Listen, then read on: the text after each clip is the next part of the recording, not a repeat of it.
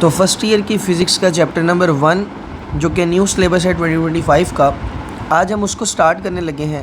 और आज बेसिकली हम देखेंगे कि ये जो फ़िज़िक्स हम पढ़ रहे हैं इसका इंट्रोडक्शन क्या है, यानी कि जो इंट्रोडक्शन के बारे में उसने बातें लिखी हैं वो क्या हैं। तो सबसे पहले जो चीज़ हम पढ़ेंगे that is all about the introduction of physics. अब अगर हम बुक में देखें तो उसने इंट्रोडक्शन ऑफ फ़िज़िक्स में को बहुत ज़्यादा बातें नहीं बताई हुई, को बहुत ज़्यादा डिटेल्स डिस्कस नहीं की हुई, लेकिन मैं चाहूँगा कि मैं आपको इंट्रोडक्शन ऑफ फ़िज़िक्स में थोड़ी सी डिटेल्स बताऊँ जिससे आपका नॉलेज भी इंक्रीज़ होगा और वो फ़ायदेमंद भी हैं। और उसके बाद फिर हम अपने नॉर्मल बुक को फॉलो करके अगले लेक्चर्स करेंगे। तो सबसे पहले इंट्रोडक्शन टू फ़िज़िक्स। सबसे पहली बात तो याद रखिएगा कि ये सारी कहानी शुरू होती है साइंस से, बल्कि अगर मैं इसको ऐसे कहूँ कि सारी कहानी साइंस से नहीं बल्कि सारी कहानी नेचुरल फ़िलॉसफ़ी से शुरू होती है तो गलत नहीं होगा। बच्चों, जब इंसान इस दुनिया में पैदा हुआ तो वो अपने इर्द गिर्द आकर चीज़ों को ऑब्ज़र्व करने लगा, वो चीज़ों को देखने लगा। उसने आसमान देखा, उसने चाँद तारे देखे, उसने दरख्त देखे, उसने पौधे देखे, उसने जानवर देखे, और वो सारी चीज़ें देखकर वो कुछ ना कुछ नॉलेज हासिल करता गया, वो कुछ ना कुछ सीखता चला गया। अब जो इंसान शुरू में सीखता चला गया उसको कहते थे नेचुरल फ़िलॉसफ़ी, यानी कि कुदरत का फ़लसफ़ा। लेकिन फिर 18वीं सदी के बाद जब 18वीं सदी हमारे पास आई, यानी अप टू 18th सेंचुरी, तो हमने नेचुरल फ़िलॉसफ़ी का नाम बदल कर हमने नेचुरल फ़िलॉसफ़ी का नाम रख दिया साइंस। तो इंसान ने कुदरत के बारे में और नेचर के बारे में जो कुछ भी सीखा था, जो कि जिसको हम पहले नेचुरल फ़िलॉसफ़ी कहते थे, 18वीं सदी आने के बाद हमने उसका नाम रख दिया साइंस। अब साइंस में भी कुछ बातें याद रखनी है। जैसे सबसे पहली बात, साइंस का लफ्ज़ साइंसिया से निकला है, जो कि बेसिकली एक लैटिन वर्ड है। ये भी बात आपने याद रखनी है कि साइंस का वर्ड बेसिकली लातीनी ज़बान में सबसे पहले इस्तेमाल हुआ था। एक लैटिन वर्ड इस्तेमाल हुआ था जिसको कहते थे साइंसिया। और साइंसिया का मतलब क्या होता है? साइंसिया का मतलब होता है नॉलेज। ठीक है जी। तो इसका मतलब है कि जिस ज़बान में साइंस का सबसे पहले ज़िक्र आया था वो लातीनी ज़बान थी, और वहाँ पर साइंस का जो मतलब था वो क्या था? नॉलेज। अब सवाल ये पैदा होता है कि नॉलेज तो आपके पास बहुत तरह का होता है। उर्दू पढ़ने से भी नॉलेज आता है, इंग्लिश पढ़ने से भी नॉलेज आता है, हिस्ट्री पढ़ने से भी नॉलेज आता है। तो साइंस किस तरह का नॉलेज है, ये इसमें ख़ास बात क्या है? तो याद रखिएगा, साइंस का नॉलेज आपको दो तरीक़ेकार से हासिल होता है। साइंस का नॉलेज आप दो तरीक़ों से हासिल कर सकते हैं। वो दो तरीक़े कौन से हैं? सबसे पहली चीज़, साइंस का नॉलेज ऐसा नॉलेज है जो आपको ऑब्ज़र्वेशन से मिलता है। आप अपने इर्द गिर्द की दुनिया को ऑब्ज़र्व करते हैं, आपको उससे नॉलेज मिलता है, उस नॉलेज को हम कहते हैं साइंस। और दूसरा नॉलेज जो आपको मिलता है, मतलब दूसरा ज़रिया, दूसरा सोर्स जो कि साइंस के नॉलेज का है, वो ऑब्ज़र्वेशन के बाद है एक्सपेरिमेंटेशन। यानी कि ऐसा नॉलेज जो आपको ऑब्ज़र्वेशन और एक्सपेरिमेंटेशन इन दोनों चीज़ों से मिलता है, उस नॉलेज का नाम हमने रखा हुआ है साइंस। तो साइंस बेसिकली साइंसिया से निकला, जिसका मतलब है नॉलेज। और ये नॉलेज किन दो चीज़ों से हासिल होता है? ऑब्ज़र्वेशन से हासिल होता है और एक्सपेरिमेंटेशन से हासिल होता है। ऑब्ज़र्वेशन में याद रखिएगा, ऑब्ज़र्वेशन किस चीज़ को कहते हैं? ऑब्ज़र्वेशन कहते हैं कि जब आप 5 सेंसेस का इस्तेमाल करके किसी चीज़ के बारे में कोई राय कायम करते हैं। 5 सेंसेस, मिसाल के तौर पर वो 5 सेंसेस क्या हैं? आप सुन सकते हैं, हेयरिंग। आप सुनकर किसी के बारे में राय कायम करें तो वो ऑब्ज़र्वेशन होगी। इसी तरह आप देख सकते हैं, यानी आप साइट कर सकते हैं, तो ये भी ऑब्ज़र्वेशन। बिल्कुल इसी तरह आप टेस्ट कर सकते हैं, ये भी ऑब्ज़र्वेशन। बिल्कुल इसी तरह आप टच कर सकते हैं, तो ये भी आपके पास क्या हो जाएगी? ऑब्ज़र्वेशन हो जाएगी। और एट लास्ट आप स्मेल कर सकते हैं। ये 5 काम आप कर सकते हैं, तो इसको कहते हैं ऑब्ज़र्वेशन। तो 5 सेंसेस का इस्तेमाल करके आप जब भी कोई नॉलेज हासिल करेंगे तो हम कहेंगे कि आपने ऑब्ज़र्वेशन की, जिसमें आप हेयरिंग कर सकते हैं, सुन सकते हैं, आप देख सकते हैं, टेस्ट कर सकते हैं, टच कर सकते हैं और स्मेल कर सकते हैं। इनमें से कोई भी काम अगर आप करेंगे तो हम कहेंगे कि आपने ऑब्ज़र्वेशन की है। उसके बाद अगर आप एक्सपेरिमेंट की बात करते हैं तो फिज़िकली किसी चीज़ को टेस्ट आउट करना, उसको हम एक्सपेरिमेंटेशन कहते हैं। मिसाल के तौर पर आप किसी जंगल में जाते हैं और जंगल में आपको एक बेरी नज़र आती है। बेरी का मतलब है कोई फल नज़र आता है। बेरी का कलर रेड है, और रेड कलर को देख के आप ये ऑब्ज़र्वेशन करते हैं, देख कर ऑब्ज़र्वेशन करते हैं, फिर आप इसकी स्मेल करते हैं और फिर आप इसको टेस्ट करते हैं। तो आप यहाँ पर एक ऑब्ज़र्वेशन करते हैं, आपको लगता है कि ये बहुत टेस्टी होगा, आपको देखकर लगता है कि ये फल बड़ा टेस्टी होगा, तो ये आपकी ऑब्ज़र्वेशन है। लेकिन उसके बाद आप एक्सपेरिमेंट करते हैं। एक्सपेरिमेंट क्या करते हैं? आप इसको ईट करते हैं, आप खा जाते हैं। ये एक्सपेरिमेंट है। और एक्सपेरिमेंट करने के बाद होता यह है कि ये वो जहरीली निकल आती है और आप अल्लाह के फजल करम से फौत हो जाते हैं। ये एक्सपेरिमेंट है। इसका मतलब ये है कि ऑब्जर्वेशन में आप 5 सेंसेस का इस्तेमाल करते हैं और उनका इस्तेमाल करके जब कोई आप एक्शन लेते हैं, कोई काम करते हैं, वो आपका एक्सपेरिमेंट होता है। साइंस में याद रखिएगा कि ऑब्जर्वेशन और एक्सपेरिमेंटेशन से हासिल होने वाली नॉलेज को हम साइंस कहते हैं। ऑब्जर्वेशन आप 5 सेंसेस से करते हैं और 5 सेंसेस के बाद आप जब कभी भी एक्शन लेते हैं तो उसको आप एक्सपेरिमेंटेशन बोलते हैं। तो याद रखिएगा एक्सपेरिमेंटेशन का मतलब क्या होता है? एक्सपेरिमेंटेशन का मतलब होता है एक्शन।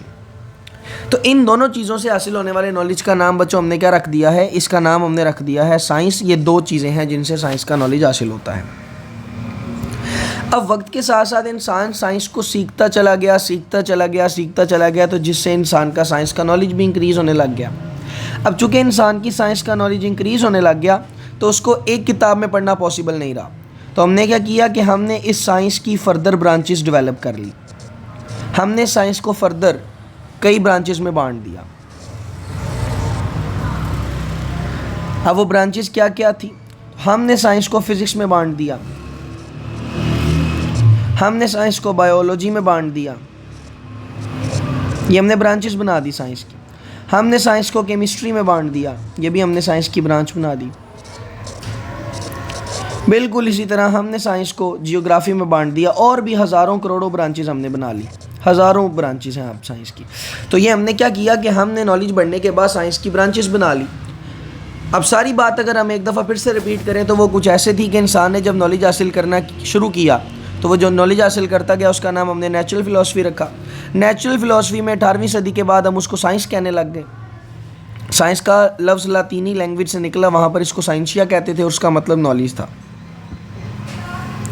साइंस कैसा नॉलेज है? साइंस ऐसा नॉलेज है जो ऑब्जर्वेशन से हासिल होता है और एक्सपेरिमेंटेशन से हासिल होता है। ऑब्जर्वेशन में आप अपनी 5 सेंसेस का इस्तेमाल करते हैं, यानी हेयरिंग, साइट, टेस्ट, टच और स्मेल।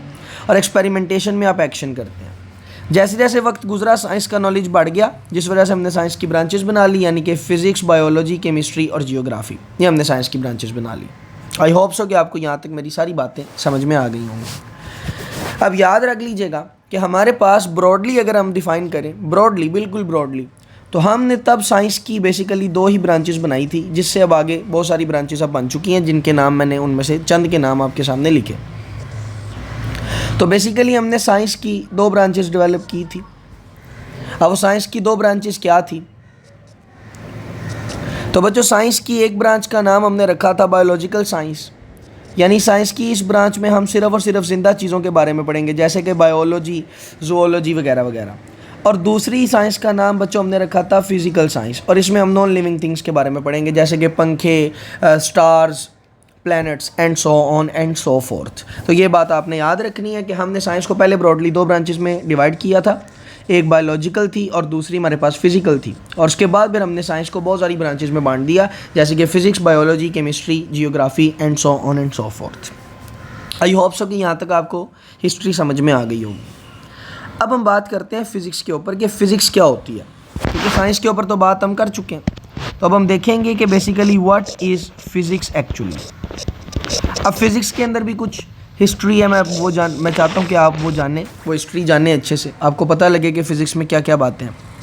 सबसे पहली बात तो आपने जो फ़िज़िक्स में याद रखनी है वो बात ये है कि फ़िज़िक्स का लफ्ज़ बेसिकली हमने ग्रीक वर्ड से निकाला है, यानी साइंस का वर्ड तो लातीनी ज़बान से आया था, लेकिन फ़िज़िक्स का लफ्ज़ जो है वो ग्रीक ज़बान से आया। और ग्रीक ज़बान में हम फ़िज़िक्स को कहते थे फ़िज़िका। ग्रीक ज़बान में फ़िज़िक्स को हम फ़िज़िका कहते थे।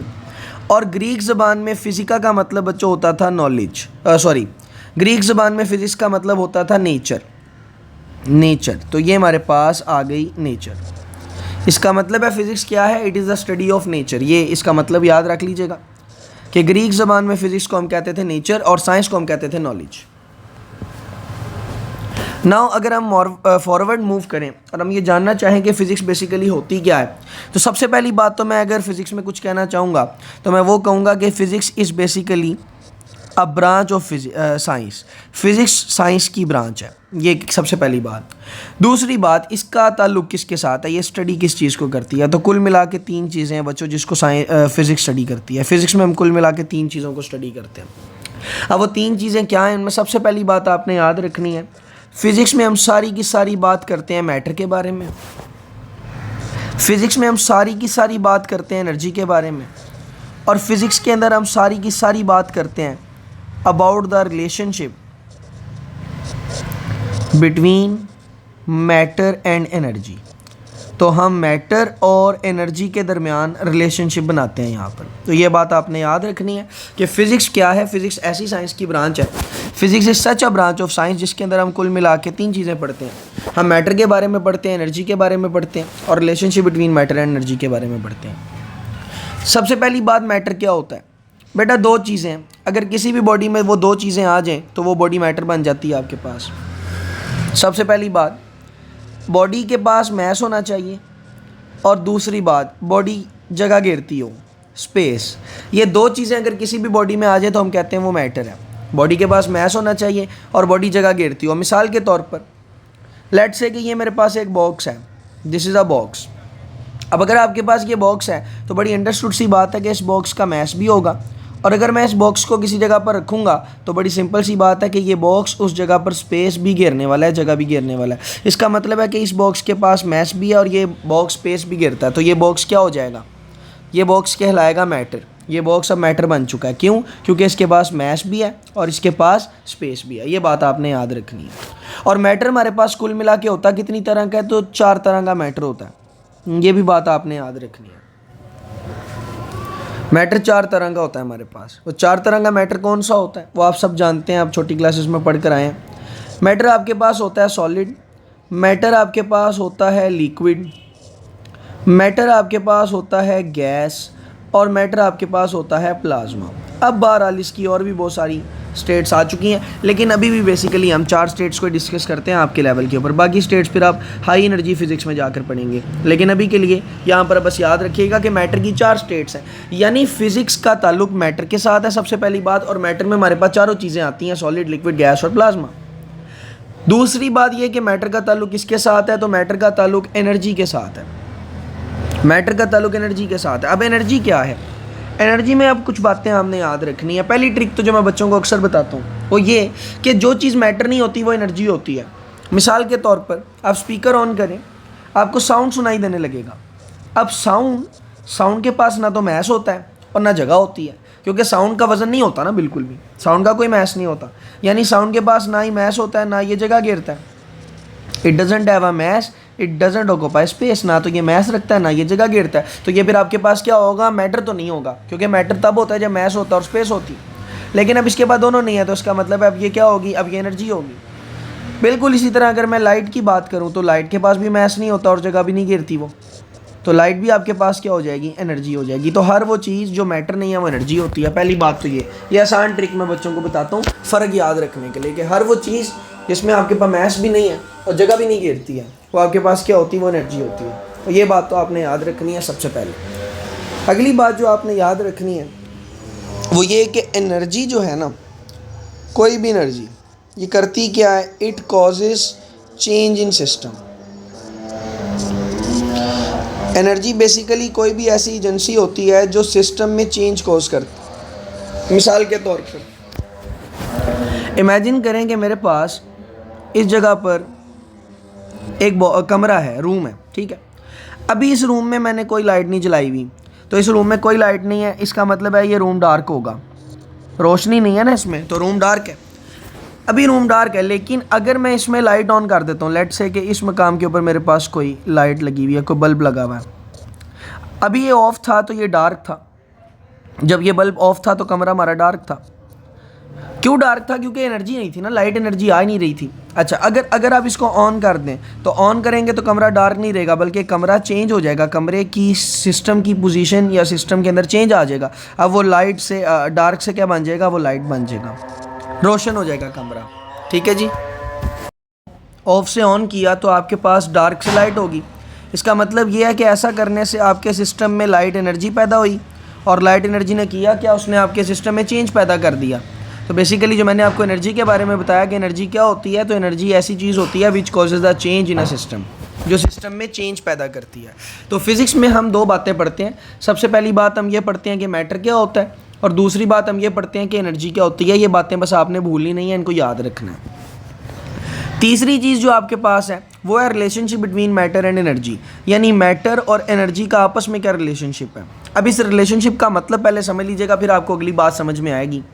इस रिलेशनशिप का मतलब ये है कि एनर्जी जो होती है उसको हम मैस में कन्वर्ट कर सकते हैं और मैस को एनर्जी में कन्वर्ट कर सकते हैं। This is the relationship between mass and energy basically. तो इसका मतलब यह है कि मैस को एनर्जी में कन्वर्ट कर सकते हैं और एनर्जी को हम मैस में कन्वर्ट कर सकते हैं, यानी एनर्जी और मैस आपस में इंटर कन्वर्टेबल हैं। ये बात याद रखनी है। इसका मतलब बड़ा आसान है ये वाला, कि एनर्जी को हम मैस में कन्वर्ट कर सकते हैं और मैस को किस में कन्वर्ट कर सकते हैं, एनर्जी में कन्वर्ट कर सकते हैं। ये है relationship between mass and energy. अब इसका मतलब क्या है, सबसे पहले तो एक आसान सी एग्जांपल लेते हैं जिससे आपको ये कॉन्सेप्ट क्लियर हो जाएगा, जो कि टेक्निकली एग्जांपल थोड़ी सी गलत है लेकिन आपको इससे समझ में आ जाएगी बात, और फिर आपको आगे थोड़ी सी टेक्निकलिटीज़ की तरफ लेकर जाऊँगा। इमेजिन करें कि ये एप्पल है आपके पास। अब आपको पता है एप्पल के पास मैस भी होता है, एप्पल जगह भी घेरता है, तो एप्पल क्या होगा, एप्पल एक मैटर होगा। आप इसको खा लेते हैं। जब आप इस एप्पल को खा लेते हैं तो आपको क्या मिल जाती है, आपको एनर्जी मिल जाती है। एप्पल को खाने के बाद आपको एनर्जी मिल जाती है। इसका मतलब है कि यहाँ पर आप देखें हमने मैटर को किस में कन्वर्ट कर दिया, हमने मैटर को एनर्जी में कन्वर्ट कर दिया। और उसके बाद क्या होता है कि अगर आप बहुत ज़्यादा एप्पल खाएँ तो बहुत ज़्यादा एप्पल खाने से क्या होता है कि आपकी बॉडी में मसल्स बनने लग जाते हैं, यानी आपकी बॉडी ग्रो करने लग जाती है, यानी ये फिर से मैटर है। तो इसका मतलब ये है कि यहाँ पर हमने मैटर को पहले एनर्जी में कन्वर्ट किया और उसी एनर्जी से दोबारा हमने मैटर बना लिया, यानी मैटर को एनर्जी में कन्वर्ट किया जा सकता है और एनर्जी को मैटर में कन्वर्ट किया जा सकता है। This is the relationship between matter and energy. तो ये तो एक एग्जाम्पल थी जो समझने के लिए शायद ज़रूरी होती है और मैं इसी तरीके से लेकर चलता हूँ। लेकिन अगर आप टेक्निकल एग्जाम्पल्स की तरफ जाएँ तो सबसे अच्छी एग्जाम्पल जो हमारे पास यहाँ पर आती है वो है एटॉमिक बॉम्ब। जो एटॉमिक बॉम्ब होता है वो आपके पास इसकी सबसे अच्छी एग्जांपल है। सबसे पहली बात तो ये याद रखिएगा कि एटॉमिक बॉम्ब में क्या होता है, आप 10th क्लास में पढ़ कर आए हैं फिशन रिएक्शन। तो एटॉमिक बॉम्ब में फिशन रिएक्शन होता है जी। कुछ फ्यूजन रिएक्शन वाले बॉम्ब भी हैं जैसे कि हाइड्रोजन बॉम्ब, लेकिन एटॉमिक बॉम्ब में याद रखिएगा कि आपके पास कौन सा रिएक्शन होता है, फिशन रिएक्शन होता है। अच्छा, अब ये बात छोड़ देते हैं और हम इसको अपनी एग्जाम्पल के ऊपर लगाते हैं कि एग्जाम्पल के ऊपर ये चीज़ कैसे लगती है। तो देखें ज़रा, एटॉमिक बॉम्ब में मान लेते हैं कि ये आपके पास वो एटॉमिक बॉम्ब है जिसको आप लेकर जा रहे हैं जहाज़ में। This is that atomic bomb. तो अब आपको पता है कि इसके पास मैस भी है और एनर्जी भी है, तो ये आपके पास क्या होगा, मैटर। इसके अंदर यूरेनियम पड़ा होगा, ठीक है ना, देयर विल बी यूरेनियम 235। अब ये मैटर है और जब ये बम फटता है या जब ये बम ब्लास्ट होता है तो आपको पता है इसके अंदर से बहुत ज़्यादा अमाउंट में क्या निकलती है, एनर्जी निकलती है। तो अगर आप गौर करें तो हमने रियल लाइफ में हमने मैटर को किस में कन्वर्ट कर लिया, एनर्जी में कन्वर्ट कर लिया। ये बात आपने याद रखनी है। तो एटॉमिक बॉम्ब में हम मैटर को किस में कन्वर्ट कर सकते हैं, एनर्जी में कन्वर्ट कर सकते हैं।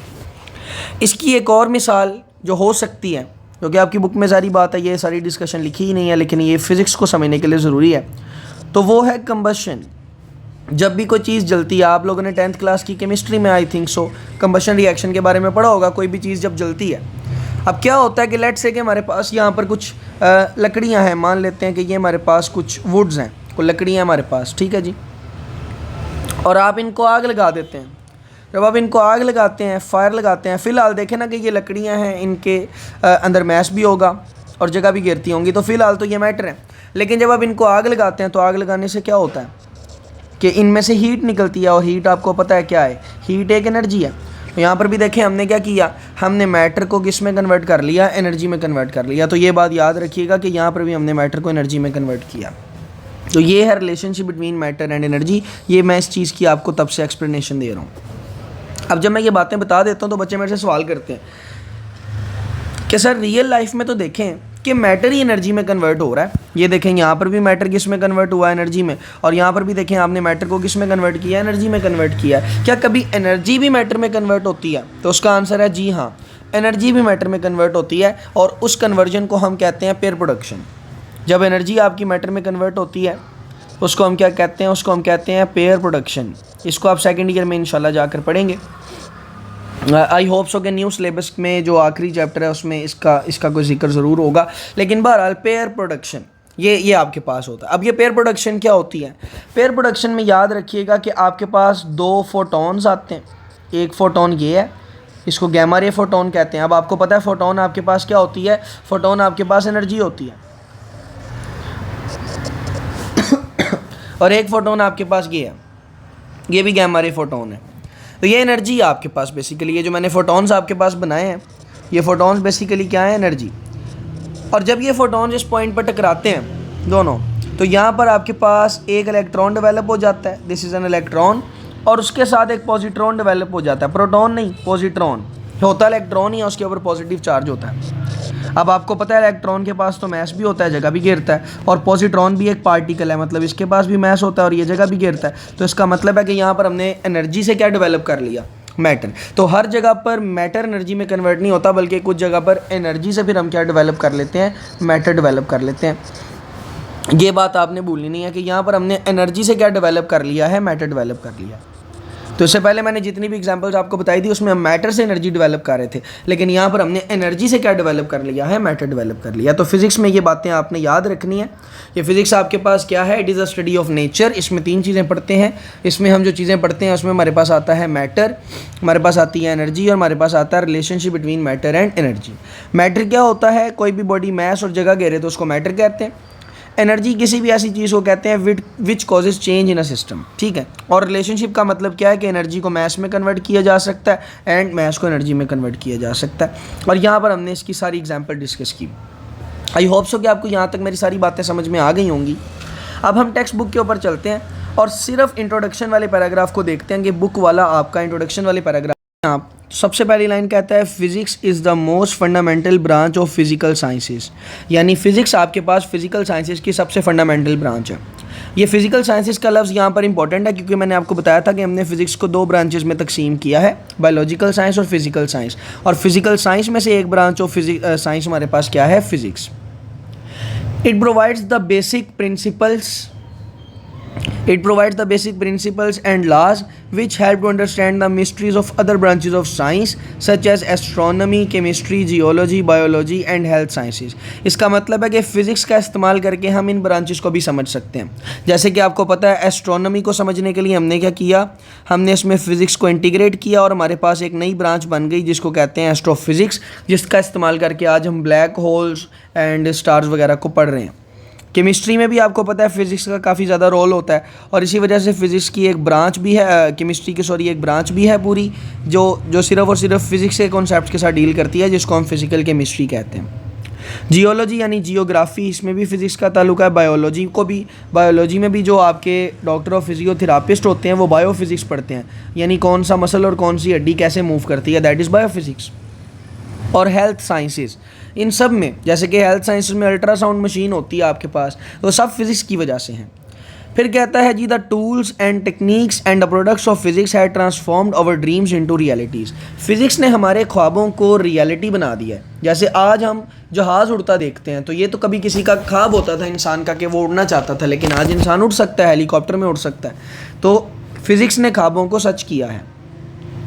The comforts and pleasures added in our lives are fruitful results of science, technology and engineering in daily life। यानी हमारी दुनिया में जितनी भी आसानियां हैं वो कंप्यूटर और फिज़िक्स और साइंस की वजह से और टेक्नोलॉजी की वजह से हैं। आज आप देख लें जितने पंखे हैं आपके पास, ऑटोमेटिक मशीन्स हैं, ये सब फिज़िक्स की वजह से हैं। फिर आईटी के बारे में बात करता है, कहता है information technology has entirely change the outlook of Mankind. Information technology ने इंसानियत का हुलिया ही बदल दिया है। जैसे आप देखें इंसान इससे पहले घोड़ों का इस्तेमाल करके खत भेजता था, जंगें अलग तरीके से लड़ी जाती थी, लेकिन आज सब कुछ बदल चुका है। The fast means of communication have brought people of the entire world in close contact that a world has become a global village. तो इन्फॉर्मेशन और फास्ट कम्युनिकेशन ने इंसान को आज इस मकाम पे पहुंचा दिया कि सब इतने करीब हैं कि आप पाकिस्तान में बैठ के यूएसए की और यूएसए में बैठ के बांग्लादेश की न्यूज़ देख सकते हैं और देख सकते हैं कि वहाँ पर क्या हो रहा है। तो पूरी दुनिया एक ग्लोबल विलेज बन गई है। अगली बातें बहुत इंपॉर्टेंट हैं, इनको मैं हाईलाइट भी करूँगा, आप भी करेंगे। Physics is experimental science, physics एक एक्सपेरिमेंटल साइंस है। ये पहली बात याद रखनी है, एमसीक्यूज़ में आती है। इसका मतलब है कि फिजिक्स में कोई भी चीज़ मुंह उठा के नहीं हम कह सकते, एक्सपेरिमेंट से साबित करोगे तो हम कह सकते हैं। और जितने भी लॉस बनते हैं वो नॉर्मली एक्सपेरिमेंट से साबित होते हैं। फिर कहता है जी and the scientific method emphasises the need of accurate measurements of various measurable physical quantities. यानी जो साइंसी तरीकाकार है, साइंटिफिक मेथड है, जिसका इस्तेमाल करके बेसिकली आप दुनिया के असूलों को जानते हैं, उसमें आप अलग अलग फ़िज़िकल क्वांटिटीज़ की एक्यूरेट मेजरमेंट करते हैं, लेंथ की, मास की, टाइम की एक्यूरेट मेजरमेंट करते हैं। यहाँ तक तो आपके पास ये इंट्रोडक्शन वाला पैराग्राफ था जिसमें आप देख रहे हैं कि कुछ भी काम की बात नहीं लिखी हुई, लेकिन ये वाली चीज़ MCQs और शॉर्ट क्वेश्चन में बहुत इंपॉर्टेंट है, जो टेबल लिखा हुआ है साइड पे। कंप्यूटर में जो प्रोसेसर लगे होते हैं, चिप्स लगी होती हैं, कंप्यूटर चिप्स, ये आलू वाली चिप्स नहीं है, कंप्यूटर की चिप्स हैं, इसको कहते हैं प्रोसेसर। आपने शायद देखा हो कि हर लैपटॉप या कंप्यूटर या हर मोबाइल फ़ोन के अंदर प्रोसेसर लगा होता है जो बड़ा मेन रोल प्ले करता है। तो कहता है computer chips are made up of silicon. जो कंप्यूटर चिप्स होती हैं वो सिलिकॉन से मिलकर बनी होती हैं। एक और इन्फॉर्मेशन इसमें याद रख लीजिएगा, पहली बात, सिलिकॉन 4th ग्रुप का एलिमेंट है पीरियोडिक टेबल में।